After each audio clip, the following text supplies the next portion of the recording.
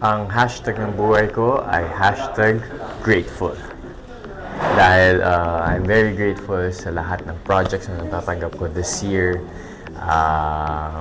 Especially asawa ko. I'm very, very excited kasi I think it's one of my top favorites na role na nagawa ko sa aking career. And I'm very excited to share sa lahat ng ating kapuso na makita nila ang aming pinaghirapan, ang aking pinaghirapan. Hashtag ng buhay ko today is change. Change wala. Kasi wala lang, iba lang. We have a photo shoot, so parang nag-iba lang lahat yung itsura ko. And at the usual, mukhang manang, and etc. Yung ganyan. At least, you know, I have a different hair. I have a different hairstyle. Ang hashtag ng buhay ko ay hashtag lucky. Nasasabi kong lucky kasi in 2023 lucky ako. And ngayon, 2024, I'm sure lucky pa rin ako.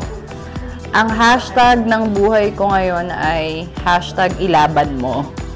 Kasi for the work tayo ngayon. Totoo lang, ang hashtag ko for today is hashtag blessed.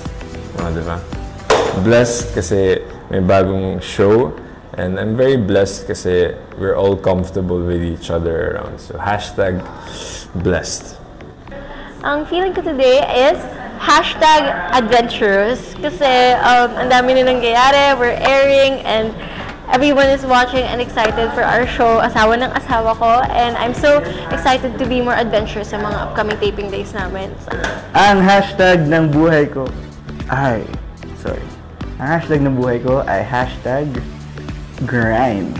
Bakit grind? Kasi grind lang everyday, work, and yeah.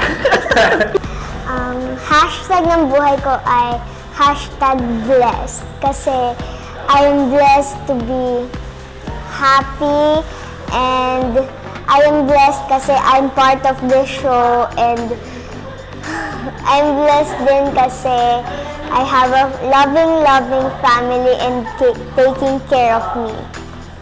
Ang hashtag ng buhay ko today ay umuwi ng maaga para maalagaan ang anak ko at si Meme. Ang haba ng hashtag ko, or ang hashtag ng buhay ko today ay tapusin lahat agad. Yun, kasi medyo malikot na yung baby boy ko. Kailangan ni Meme ng tulong sa bahay kapag nag-aalaga kami ng baby. So, yun. Ang hashtag ko today ay hashtag pasabog dahil pasabog lahat ng pictures namin dito sa aming pictorial kaya abangan niyo yan. Hashtag ng buhay ko, hashtag feeling blessed. Bakit? Kasi kita mo naman, nandito tayo ngayon sa pictorial ng asawa ko.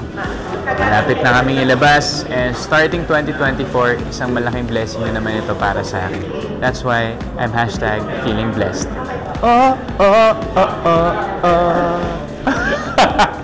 Hashtag independent woman! Kasi I've been taking care of myself very well in the last few months and may mga panahon na minsan kala mo hindi tama pero tama rin yun kasi ikaw lang naman at ikaw lang din ang magpoprotekta sa sarili mo hanggang sa pagtanda mo. So kung may ensayo mo na yun, ngayon pa lang kaaga at 29, mas maigi. Kung mas maaga pa at 21, even better. So hashtag independent woman tayo ngayon! Working towards 30 years old. O, diba? Dapat pag 30, independent na. Wala nang kailangan na tulong kahit saang lupalok ng mundo. Ganon! May handshake tong dalawa. Sige. Wait natin.